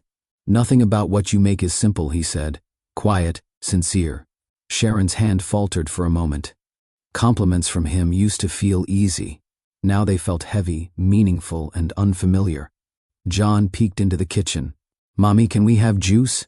"Yes, sweetheart. It's in the fridge." Cody stepped around Sharon. "I'll get it." He handed a small cup to John, who grinned and ran back to the living room. "He likes you," Sharon said without looking at him. "I'm trying," Cody whispered. She paused at the stove, feeling his words settle into the space between them. After a few minutes he spoke again, quieter. "I forgot what this felt like." She didn't turn around. "What?" "Being in a kitchen with you." Sharon stirred the pan slowly, fighting a feeling she wasn't prepared for. "A lot has changed since then." "I know." His voice grew softer. "But being here, it feels right, even if it's awkward." She finally turned to face him. He wasn't smiling now. He wasn't dramatic. He wasn't trying to charm her. He was being honest. "It feels familiar," he added. "Like something I lost without realizing how precious it was." The air tightened just slightly. Not heavy, not painful, just warm. "And you?" he asked carefully. "Does any part of this feel familiar to you?" She held his gaze for a moment too long, heart beating faster than she expected. Then she turned back to the stove. "I'm not sure yet," she said softly. But the faint flush in her cheeks told its own story. They moved around each other in silence again. Comfortable silence. When she handed him a bowl to mix, their fingers brushed lightly. Not forced, not dramatic. Small, warm, real. His breath caught, and so did hers. Neither acknowledged it. Both felt it. A spark, tiny but unmistakable, settled quietly between them as dinner simmered on the stove. The smell of Sharon's dinner drifted through the house like a warm reminder of every night she once wished she could share with a complete family. The kitchen light cast a soft glow over the table she had set. Simple, familiar, comforting. Plates were arranged neatly, napkins folded, and the boys' cups placed exactly where they always sat. It looked like any ordinary evening in her home. Except, tonight wasn't ordinary at all. Tonight, Cody was here. The same man who once walked away from this home before it ever existed. The same man who now sat on a chair across from her sons, helping them open juice cartons like he had been doing it forever. James was already climbing into his seat, a little more energetic than he had been the day before, though still moving with careful steps. Seeing him laugh again filled the room with a light Sharon didn't realize she had missed. John followed behind him, dragging his favorite toy truck across the floor, humming a little tune as he climbed into his seat too. Cody carried the bowl of rice from the counter, placed it carefully on the table, then returned to grab the chicken trays Sharon had finished minutes earlier. He didn't ask what needed to be done. He didn't wait for instructions. He simply helped, quietly, naturally, as if he'd been studying her movements all evening and wanted to follow her rhythm completely. Sharon turned off the stove and glanced over at him. Their eyes met for a brief second before she looked away, pretending to adjust the spice jar beside the sink. Her heart hadn't reacted like this in years, not in fear, not in longing, but in a gentle awareness of him. He felt present in a way he hadn't been even during their marriage. "Mommy, can we eat now?" James asked, already reaching for a piece of chicken. "In a moment," Sharon said with a smile. "Let's wait until everything is on the table." Cody set down the last dish and took his seat across from the boys. Sharon sat beside the twins, giving herself a little space from the feelings stirring around her chest. The room quieted in that natural way families settle before a meal, but Sharon could feel something shifting, something unspoken. "Okay," she said softly. "Let's eat." For a few seconds, no one spoke. They just served themselves, the gentle clatter of utensils filling the quiet. But once James took a bite, everything changed. He exclaimed, eyes widening dramatically. "Mommy, this is so good." Sharon laughed under her breath. "You say that every time, baby." "That's because it's always good," John added with a tiny grin as he stuffed rice into his mouth. Cody watched them, smiling, really smiling, the way he used to when he believed he had the world. But this smile held something deeper. Respect, awe, longing, gratitude. He tasted the chicken and paused, his reaction quiet but clear. "Sharon, this is incredible," he said. She didn't look up. "I've had a lot of practice." "I can tell," he replied softly. But the way he said it carried something more, an understanding of the years she survived without him. An acknowledgement that she had grown stronger in all the places he had once been weak. As the boys ate, the noise at the table began to build. Stories, jokes, little moments that belonged entirely to them. James tapped his fork. "Daddy, guess what?" Sharon froze. Cody blinked, startled by the title but recovering quickly. "What's that, buddy?" "I'm getting fast again. When I go back home, I'm gonna race John. And I'm gonna win." "No, you're not," John protested, nearly dropping a piece of cornbread. "I'm faster than you." "Are not." "Are too." Sharon opened her mouth to intervene, but Cody beat her to it, calm, gentle, smiling. Hey, he said, "you both can race, and whoever wins, I'll buy ice cream." Both boys gasped dramatically. "Ice cream? Really?" Cody nodded. "Really. But only if you both eat your food." The twins immediately focused on their plates, as if the meal was a mission assigned by the president himself. Sharon caught the moment and quietly marveled at it. He was good with them, natural, patient, almost instinctive. She hadn't expected that. She didn't expect how much she would feel it either. A warmth settled in her chest, not trust, not love, but a recognition of something she never thought she'd witness. Cody acting like a father. Conversation picked up again. "Daddy," James said through a mouthful of rice, "did you like cars when you were little too?" Cody chuckled. "Loved them. Me too." James grinned proudly, like they had just shared a secret handshake. John looked up at Cody, grinning shyly. "Do you like trucks?" "Absolutely," Cody said. "Especially big ones with loud engines." John's eyes lit up. "Me too." The twins burst into giggles, drumming their hands on the table, celebrating this simple connection as if they had discovered treasure. Sharon watched them quietly, her heart tugging at a thread she thought she had cut years ago. She didn't speak. She didn't interrupt. She just observed, measuring every detail, every tiny shift, every new bond forming right in front of her. This was what she had dreamed of once. A family dinner. A father at the table. A home filled with laughter. She had built the home herself. She had filled it with love. She had raised her boys to be happy and gentle. And now, seeing Cody fit into the picture so smoothly stirred something that frightened her almost as much as it comforted her. "Mommy," John's small voice broke her thoughts. "Yes, sweetheart. Can Daddy eat with us again tomorrow?" Sharon hesitated. She felt Cody's eyes on her, but she stayed focused on John. "We'll see," she said softly. "One day at a time, okay?" John nodded, satisfied. Cody didn't push for more. He didn't add commentary. He just lowered his eyes to his plate, accepting her boundary with quiet respect. That, more than anything, softened her. As the meal continued, small things kept happening, tiny, gentle details that made the room feel fuller. Cody wiped rice off James's cheek. He fixed John's cup when it nearly tipped over. He listened to their stories about hospital cartoons. He complimented Sharon's cooking again, not with dramatic praise, but genuine gratitude. By the time dinner ended, the boys were giggling uncontrollably because Cody taught them how to tap their spoons to make silly rhythms on the table. Sharon shook her head, pretending to be annoyed, but her smile betrayed her. When she stood to clear plates, Cody immediately moved beside her. "I'll help," he said. "You don't have to. I know. But I want to." Their fingers brushed as they reached for the same dish. Sharon inhaled sharply. Cody pulled his hand back gently. "Sorry," he murmured. "It's okay," she said, her voice softer than she intended. For a moment, they stood there in the kitchen doorway, close enough to feel the slight pull of something unspoken. Not old love, not forgiveness, something new, something delicate. When the boys ran into the living room to play, Sharon and Cody finished cleaning together in a silence that didn't feel empty. It felt warm, comfortable, real. By the time they finished, Sharon looked toward the living room and saw her twins curled up on the couch, half asleep against each other. Their little bodies looked safe, content, whole. Cody followed her gaze. "I can carry them to bed." Sharon paused, then nodded.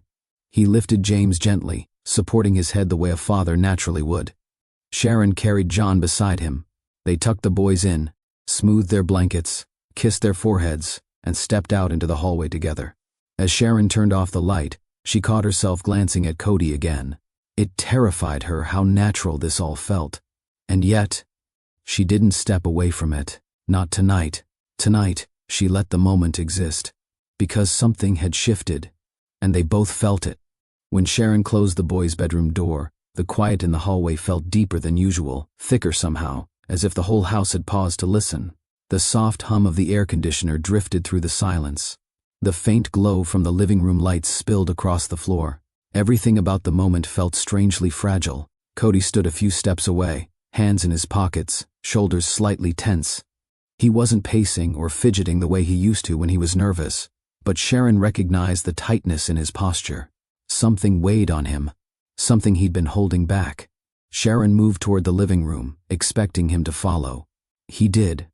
She sat on the couch, leaving enough space between them to feel safe but not distant. Cody sat down slowly, his hands clasped together, knuckles pressing against each other.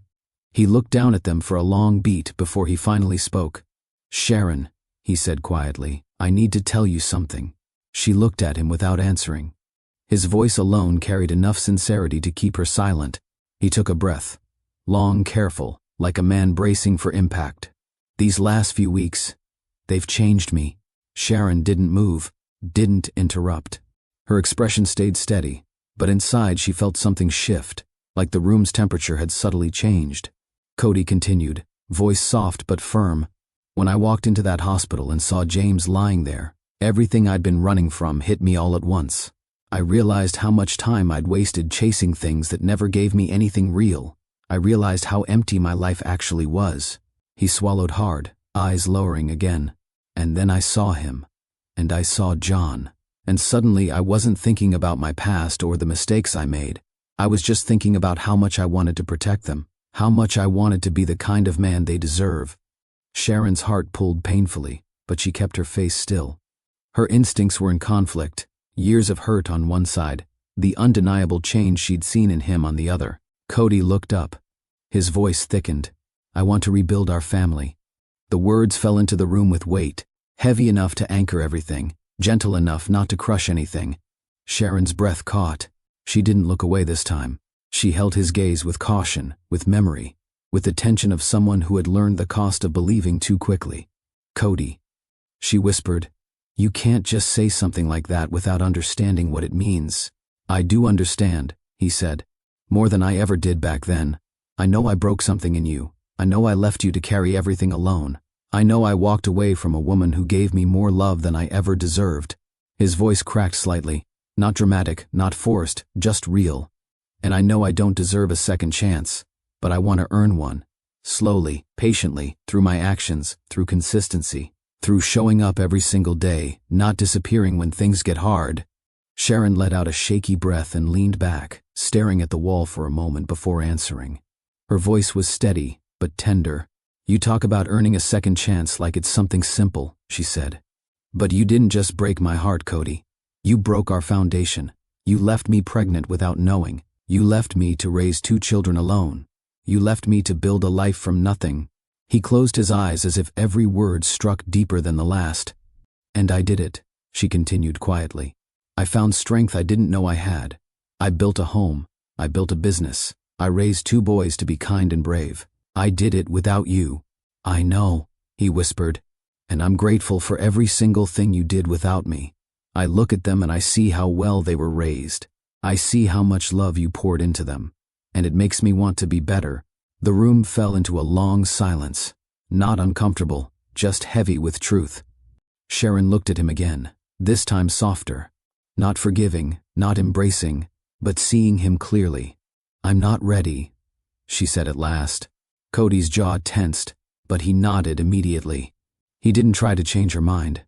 He didn't plead. He didn't push. He simply accepted it. I understand, he said. I'm not asking you to be ready today, or tomorrow. I just wanted you to know how I feel. Sharon stood slowly and walked toward the window, arms folded gently across her stomach. The night sky outside was calm, the street lights casting a warm glow over the quiet neighborhood. She took a breath before turning back toward him. I'm not shutting you out, she said softly. That's the best I can say right now. Cody exhaled, relief mixed with heartbreak, mixed with hope. That's more than I expected, he whispered. Sharon walked closer, stopping a few feet from him. I've seen you change. I've seen you show up. You've been gentle with the boys. You've given us stability these last few weeks, and I'm grateful for that. His eyes lifted slowly to hers. But rebuilding a family isn't about one moment. It's about 1,000 small moments. It's about showing that this version of you isn't temporary. I'll prove it, he said quietly. Sharon nodded once. Then keep showing up. Keep choosing them. Keep choosing something real. He didn't respond with words. Instead, he simply stood, slowly, respectfully, as she signaled that the conversation was ending for now. As he walked toward the door, he turned back one last time. Good night, Sharon. Good night, she answered. He stepped outside, closing the door gently behind him. Sharon stood still for a long moment. Her body relaxed, but her heart tightened. She wasn't ready to give in. She wasn't ready to start over. But she was no longer shutting the door on the possibility that something new, something stronger, might grow from this unexpected shift. She walked toward the hallway, checked once more on the twins, kissed their foreheads, and finally turned off the lights. Tonight, something changed. Not everything, not instantly, but something real took its first breath. If this moment touched you too, tap the like button and continue watching. Your support helps this story reach more people who need its message. The next morning carried a different kind of quiet through Sharon's home. Not tense, not uncertain, but steady. The sunlight slipped through the blinds in soft stripes, settling across the living room floor where the boys' toys were scattered from the night before. The air felt calmer than it had in weeks. Even Sharon felt the subtle difference deep in her chest. Today was the first day after Cody's confession. The first day after he admitted he wanted to rebuild their family. The first day after she told him she wasn't ready, but wasn't shutting him out either. It was a small step, measured, careful, but a step nonetheless. And steps, when repeated consistently, build foundations. Sharon stood at the kitchen counter preparing breakfast, whisking eggs slowly, her thoughts drifting as the pan warmed. She heard footsteps outside, quiet, hesitant ones, and she didn't need to turn around to know who it was. Cody stood at the kitchen doorway, hands in his pockets, the same respectful distance he kept since returning into their lives. Not too close, not too far. Present, but not imposing. "Morning," he said gently. Sharon looked over her shoulder. "Morning." She didn't offer a smile, but her voice wasn't cold. It held something different, balanced, measured, cautiously open. Cody cleared his throat. "The boys awake?" "They're getting dressed," she replied, turning back to the stove. "James said he wanted to show you something with his cars." Cody's lips curved slightly. "I'd like that." Another small step. As Sharon turned the eggs, she glanced at the kitchen table. There was a paper bag resting near the edge. "What's that?" she asked. "Oh, I brought breakfast items. Fruit, some bread, orange juice. The things you said you were running low on." Sharon blinked. She hadn't told him that. She must have said it in passing last night when putting items on her grocery list. "You didn't have to do that," she said softly. "I know," he answered, lowering his head slightly. "I just wanted to help, wanting to help. Not making a grand gesture, not trying to impress her, just helping." Quietly, Sharon slid the eggs onto a plate, finishing the last bit of prep. "Thank you," she said in a tone that made Cody look up. It wasn't casual gratitude. It held sincerity, something real. "Anytime," he whispered. Before either could say more, the twins burst into the room with the thundering energy only children can carry. "Daddy," James called, running straight to him with his toy car in hand. "Look, I fixed it." "You did?" Cody crouched, admiring the toy. "It looks great." John tugged on Cody's sleeve next. "Daddy, can we play today after breakfast?" Cody hesitated, not because he didn't want to, but because he wasn't sure if Sharon was comfortable with that. Sharon caught his eye. "I'm fine with it," she said simply. Cody nodded, relief visible in his shoulders. "Then yes, we can play." The boys cheered, running around the kitchen like two small whirlwinds. Sharon set the table, and Cody stepped in to help without being asked. He placed glasses gently, handed Sharon the juice, adjusted the boys' napkins. They weren't moving like a couple, but they were moving like two adults working in rhythm. It felt natural in a way that startled her, because rhythm was something they lost long before the divorce. Breakfast was lively. The twins talked non-stop about toys, dreams, hospital cartoons, and who would win in a race once James got stronger. Cody listened to every word, laughing when they teased him, answering every question with patience. Sharon watched quietly, not observing from a distance this time, but experiencing the moment. When the boys finished, Cody wiped their hands and faces, guiding them to rinse their plates. Something he didn't do when he was younger, something he didn't do during their marriage. It wasn't grand, it wasn't dramatic. It was everyday responsibility, and that mattered more than any confession. Later that day, Sharon sat at her dining table sorting her catering orders. The calendar on her laptop was packed: a corporate lunch, a small engagement dinner, a private brunch for a realtor's team. The business was thriving, but balancing everything with James recovering meant she had more on her plate than usual. Cody walked into the room slowly. "Do you need help with anything?" Sharon paused. No man had asked her that question in years, not sincerely, not without expecting something in return. She hesitated. I don't know. There's a lot I have to organize. Let me try, he said gently. Just tell me what to do. She watched him closely. His posture wasn't defensive or insecure. He looked steady, willing, ready to learn. She exhaled slowly. Okay, she said, turning her laptop slightly. Can you help me sort through the invoices? I need to check which orders require advance prep tonight. Cody pulled up a chair beside her, respectfully keeping a little distance. Tell me how you usually do it. Sharon explained her system, color-coding orders, labeling prep times, categorizing deliveries. Cody listened attentively, then followed her method exactly. No shortcuts, no complaints. After 10 minutes, he looked up. You're incredibly organized. Sharon snorted softly. I had to be. Running a business alone means you don't have room for mistakes. He nodded, eyes softening. I see that now. They worked for almost an hour. Cody edited spreadsheets, labeled supply lists, and helped prioritize tasks for the next day. Sharon found herself glancing at him occasionally, studying how focused he was, how careful he was not to overstep, how determined he was to support her without making it about himself. This wasn't the reckless man who left her. This was someone rebuilding himself from the ground up, and she saw it. After helping with the business tasks, Cody joined the twins outside in the backyard.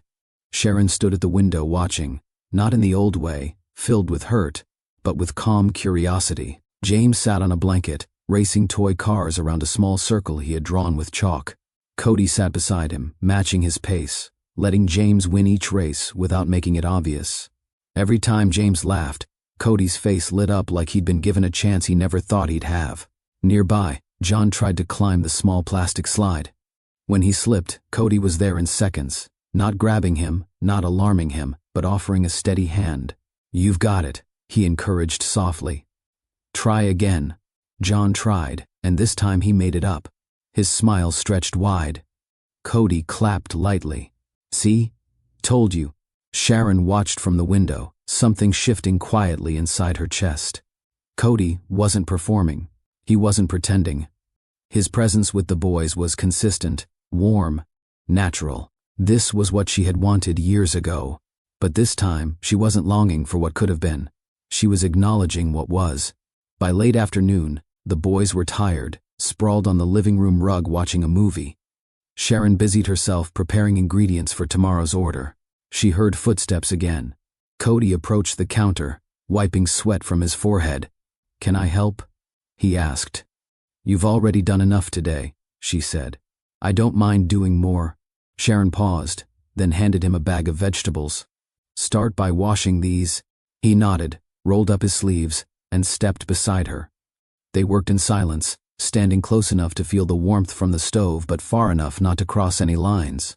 It felt balanced, respectful, almost peaceful. When the vegetables were prepped, Sharon wiped her hands on a towel and stepped back. You did good today, she said quietly. Cody looked up, startled by the softness in her tone. Thank you for letting me. Oh, she nodded. For the first time in years, Sharon didn't feel burdened by someone else's presence in her home. She didn't feel the weight of carrying everything alone. Instead, she felt something new, something she wasn't ready to name, but something she didn't push away. Consistency wasn't loud. It wasn't dramatic.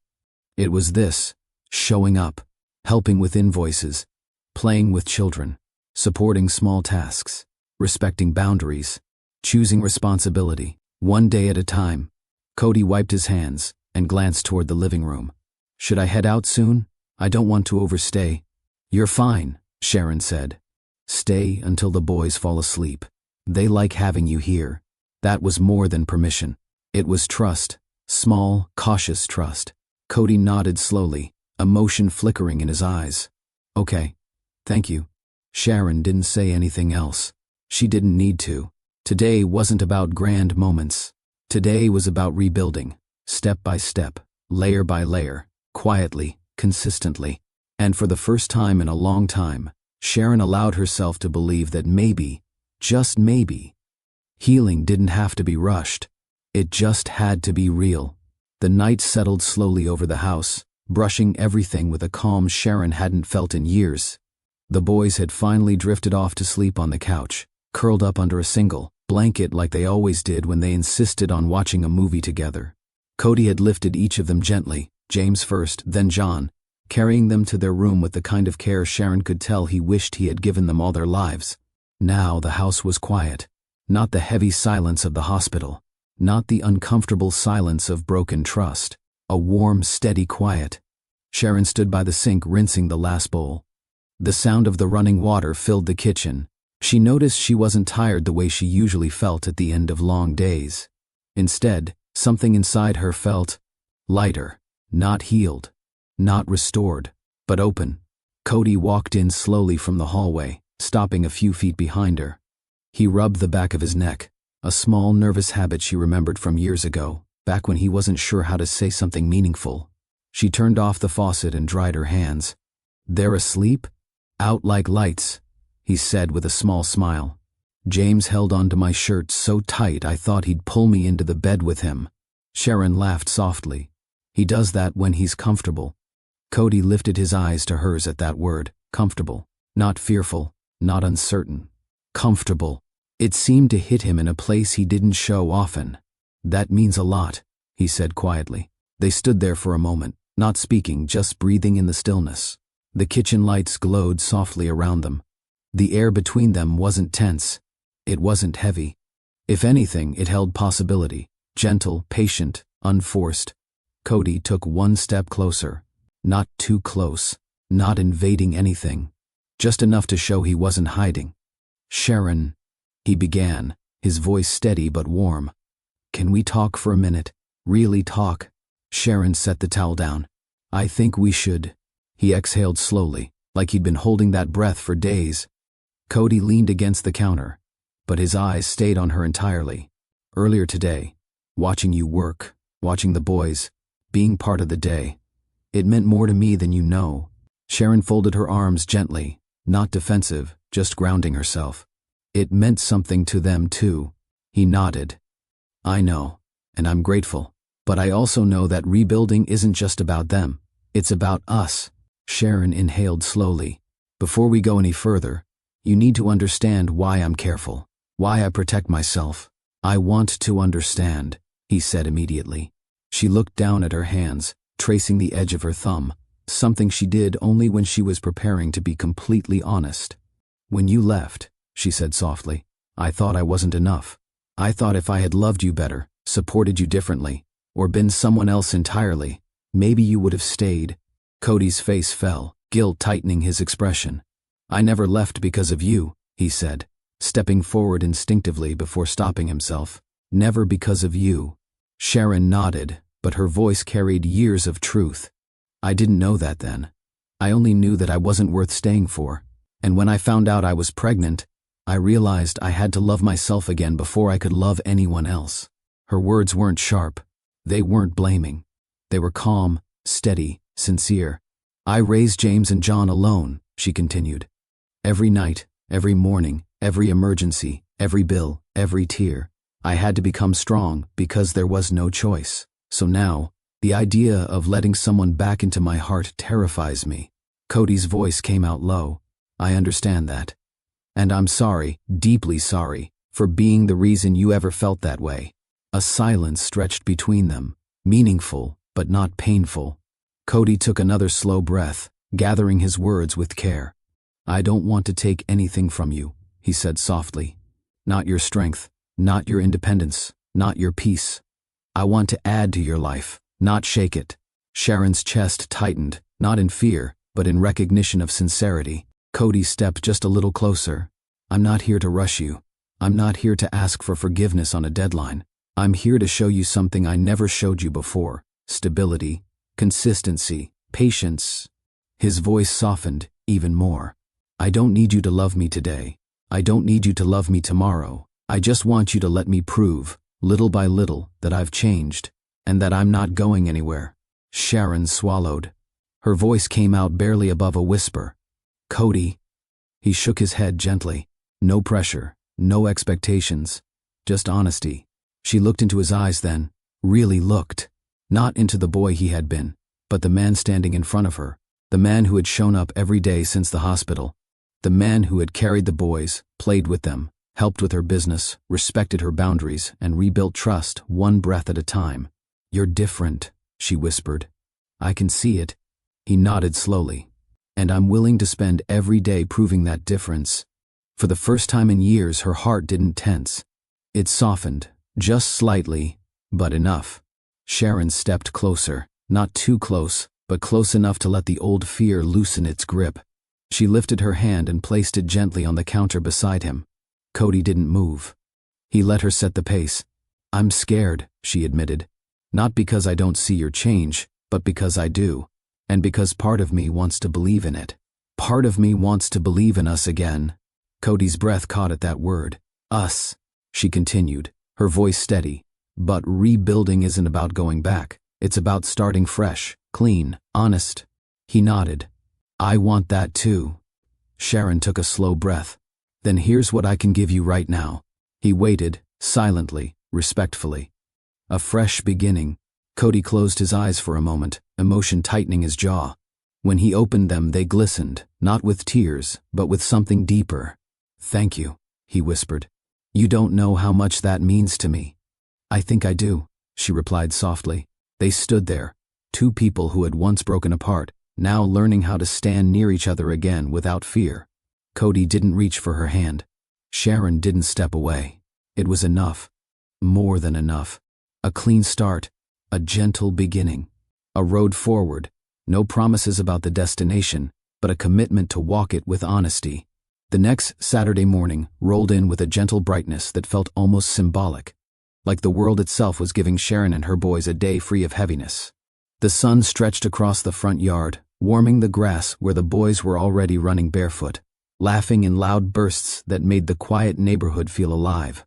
Sharon stood on the porch with her arms folded loosely, watching them. Her curls were gathered into a soft bun, and a light breeze brushed against her skin.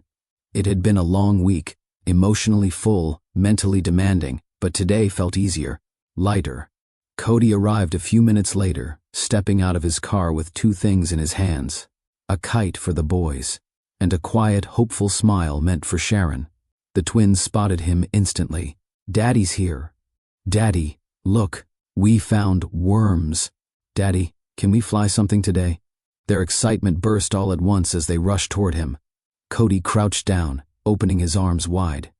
"Whoa, slow down. One at a time," he laughed, his voice warm and steady as they tackled him with little hugs. Sharon watched the scene with a small smile pulling at her lips, warm but cautious, gentle but grounded. This was no longer unfamiliar. Cody had been showing up every day, not as a visitor, not as a guest, but as someone deeply committed to rebuilding something meaningful. It wasn't forced. It wasn't rushed. It was slowly, quietly becoming real. The boys grabbed Cody's hands and dragged him toward the open patch of yard. "Look, Daddy, you said we could race again." Cody held the kite up. "I did. But I brought something better first. Want to try flying this?" "Yes," both boys shouted at once. He helped them hold the string, explaining how the wind would lift the kite. The twins listened with wide eyes, James studying closely, John gripping the string like it was treasure. Cody guided their hands as they ran across the lawn, the kite rising slowly, wobbling, then catching a breeze and soaring higher. Sharon stepped down from the porch. The sunlight caught her face as she walked toward them, her eyes following the colorful kite dancing in the sky. She felt something she hadn't felt in years, not longing, not anger, not sorrow. Hope. Not the type that overwhelms, the type that grows quietly, the type that comes from consistency, not promises. When the boys grew tired of running, they plopped down on the grass, giggling and pointing at the kite floating above them. Cody lay beside them, one arm behind his head, letting the sunlight warm his face, while the boys talked about which cloud looked like a dinosaur. Sharon didn't rush them. She let them soak in the moment, standing nearby with her hands loosely clasped. Cody eventually sat up and looked her way. "You want to join us?" he asked softly. Sharon exhaled, steady, calm, and walked over, lowering herself to sit on the grass. The boys shifted immediately, leaning against her legs, as if she were the anchor of the entire world. Cody sat across from her, resting his arms on his knees. The breeze played with his hair, and for a second they simply looked at each other, not with old expectations, but with a new understanding. A new beginning. "You're good with them," Sharon said quietly. Cody's expression softened. "They make it easy. They're pretty amazing." She smiled faintly. "They are." Cody looked down at the grass for a moment before lifting his eyes again. "Thank you for letting me be part of this." Sharon shook her head gently. "You earned it. Day by day." Their eyes held each other, steady, warm, unforced. James climbed into Sharon's lap, curling against her as the wind lifted the kite higher. John nestled beside Cody, his head leaning against his father's arm. Cody looked at Sharon. "You know, a few months ago, I didn't think I deserved any of this." "You didn't," Sharon replied honestly. "Not then." Cody nodded slowly, accepting it. "But now?" Sharon took a breath, her fingers brushing softly through James's curls. "Now, you're earning every inch of trust I give you." The words landed gently, but they carried weight, real weight. Cody felt them deeply. His chest tightened, not with pain, but with gratitude he didn't know how to express fully. He didn't reach for her hand. He didn't try to cross the space between them. He just let the moment sit, let it breathe, let it matter. "Sharon," he said quietly, "I'm not going anywhere. Not today, not tomorrow, not ever again." She looked at him, long enough for him to see the truth in her eyes, the slow dismantling of the walls she had built to protect herself. "I'm still scared," she whispered. "I know," he replied gently, "and I'll keep showing you that you don't have to be." Her chest tightened, not in fear this time, but in something warm and unfamiliar, renewed trust. "Let's just," she breathed out slowly, "keep going like this, step by step." Cody nodded, his voice firm but soft. Step by step. No rush. For the first time, Sharon allowed herself a small, hopeful smile. Not a smile from their past. A new one, shaped by growth, healing, and the possibility of something better than what they once had. The boys soon fell asleep right there on the grass, the kite still swaying gently in the air above them. Sharon shifted so their heads rested comfortably against her lap, and Cody quietly gathered the blanket from the porch to cover them. They worked together without speaking, their movements aligned, natural. When Cody returned to sit beside her, the sunset painted the sky in soft orange hues. They watched the boys breathe peacefully, tiny chests rising and falling in unison. Sharon whispered, "They're happy." Cody looked at his sons, then at her. "I want to keep it that way." Sharon nodded, her voice low but certain. "We will." He turned his gaze back to the horizon, expression calm, hopeful. Not because he had been forgiven fully, not because everything was fixed, but because a foundation had finally begun to rebuild the right way.